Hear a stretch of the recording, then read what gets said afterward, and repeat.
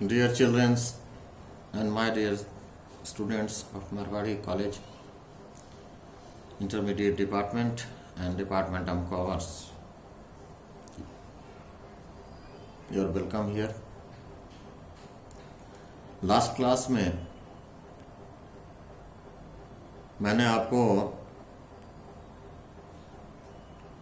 पढ़ाया था वित्तीय प्रबंध, फाइनेंशियल मैनेजमेंट। इसको परिभाषित किया, डिफरेंट जो प्रोफेसर्स हैं उनके माध्यम से बताने का काम किया। उन्होंने जो डिफाइन किया उसको बताया, इसके इम्पोर्टेंस को बताने का काम किया। ऑब्जेक्ट क्या है, आज हम लोग उसको पढ़ेंगे। जैसा कि पहले मैंने बताया कि वित्तीय प्रबंध क्रिया का वह भाग है, वित्तीय प्रबंध क्रिया का वह भाग है जिसका संबंध एक संस्था की वित्तीय गतिविधियों और कुशल नियोजन एवं नियंत्रण से होता है। इसके अंतर्गत व्यवसाय की वित्तीय आवश्यकताओं की पूर्ति की जाती है ताकि व्यवसाय के उद्देश्यों को आसानी से पूरा किया जा सके। और यह 3 महत्वपूर्ण वित्तीय निर्णय क्षेत्र है, जैसे निवेश, वित्तीय और लाभांश। ये व्यवसाय के लिए आवश्यक वित्त की व्यवस्था करना ही वित्तीय प्रबंध कहलाता है। इन तमाम बातों के आधार पर हम यह कह सकते हैं कि वित्तीय प्रबंध के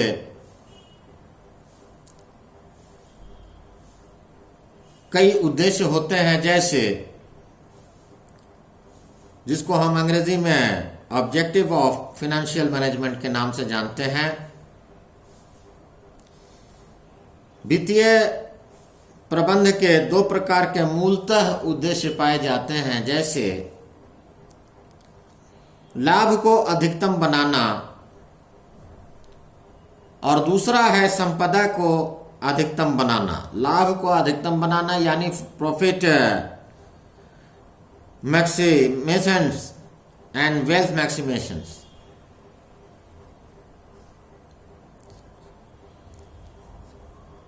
व्यवसाय की सफलता के में वित्त का महत्व बहुत पूर्ण होता है।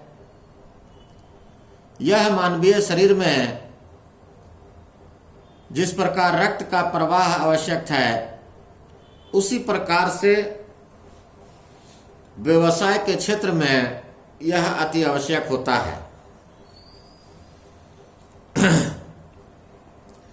व्यवसाय का मुख्य उद्देश्य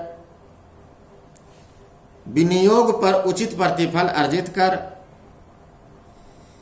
और समस्त हित समूह को लाभ पहुंचाना है। परंपरागत विचारधारा में यद्यपि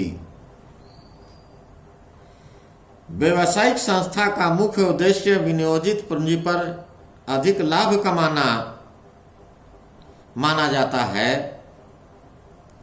परंतु आधुनिक वित्त व्यवस्था में इसे ठीक नहीं मानते। इसके अनुसार वित्तीय प्रबंध का मुख्य उद्देश्य संपदा निर्माण को अधिक बनाना होता है। इस प्रकार हम कह सकते हैं कि लाभ को अधिकतम बनाना से क्या उद्देश्य है। परंपरागत विचारधारा में यद्यपि व्यावसायिक संस्था का मुख्य उद्देश्य नियोजित पूंजी पर अधिक लाभ कमाना माना जाता है, विचारधारा के अनुसार इसमें यह स्पष्ट नहीं कि कौन सा लाभ, अल्पकालीन लाभ या अथवा दीर्घकालीन लाभ अधिक बनाए जाए। तो इसके लिए कई प्रकार की बातें भी सामने आती हैं जब एक फर्म अपने लाभ अधिकतम कमाने करने के सिद्धांत का पालन करती है, तब यह माना जाता है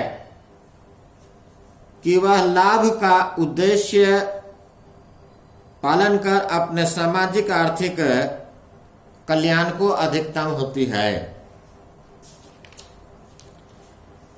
विवेक के आधार पर लाभ को अधिकतम करना उचित है, क्योंकि जब कोई व्यक्ति आर्थिक क्रिया को विवेकपूर्ण ढंग से करता है तो उससे लाभ अधिक होता है। समस्त व्यावसायिक निर्णय लाभ को कमाने के लिए किए जाते हैं। यह निर्णयों की सफलता का प्रमुख मापक है। लाभ में प्रेरणा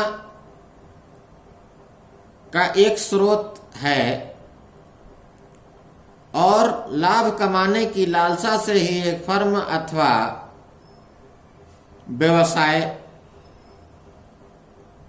की जाती है। दुर्लभ साधनों का कुशल आवंटन एवं विवेकपूर्ण उपयोग लाभ के आधार पर ही किया जाता है। लाभ को अधिकतम बनाने के लिए एक व्यवसाय लगभग अधिकतम करने के उद्देश्य को केवल पूर्ण प्रतियोगिता की स्थिति में ही प्राप्त कर सकता है, जबकि आजकल बाजारों में अपूर्ण प्रतियोगिता देखने को मिलती है। अपूर्ण प्रतियोगिता की दशा में लाभ को अधिकतम करने का उद्देश्य उचित नहीं होता।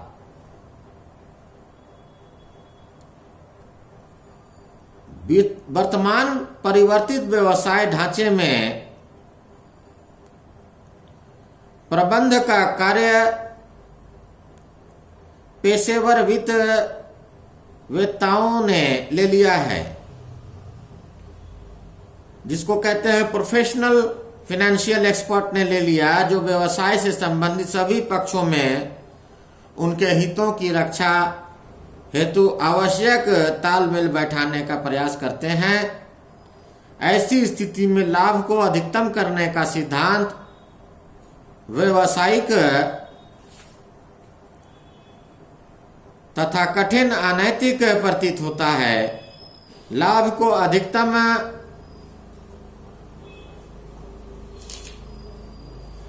करने का विचार व्यवसाय के स्वामियों के आर्थिक कल्याण को प्राप्त करने के आधार पर अव्यावहारिक है। अधिकतम लाभ कमाने की पूर्ति के लिए जोखिम तत्व की अवहेलना करनी पड़ती है, जो उचित नहीं है।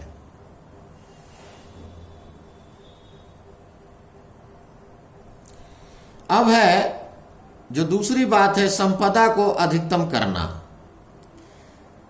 यानी जो उद्देश्य है, उस दूसरा उद्देश्य यह है फाइनेंशियल मैनेजमेंट का, वर्तमान में लाभ को अधिकतम करने के स्थान पर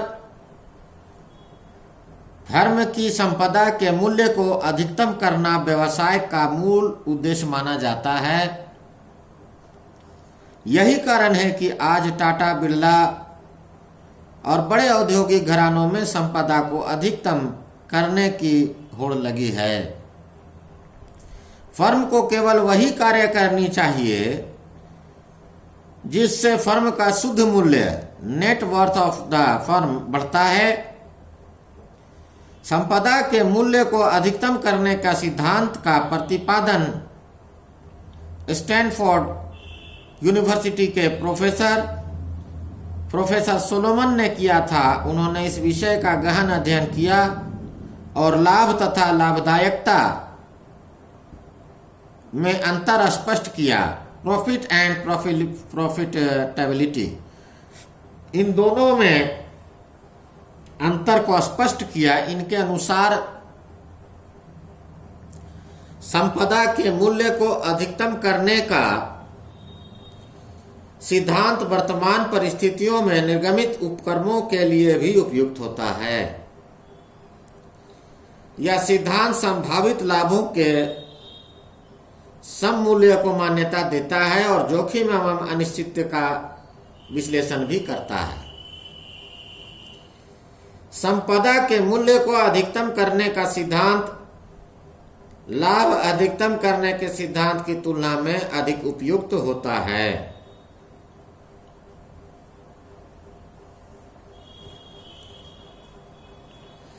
वित्त व्यवस्था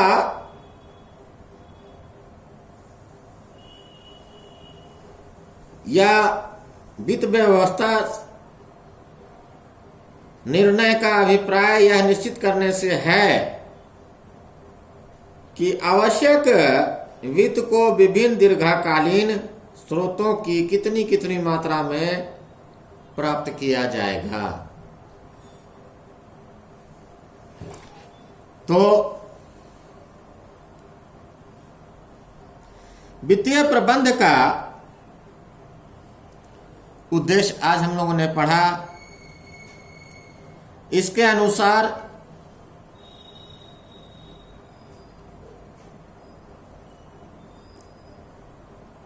तीन प्रकार के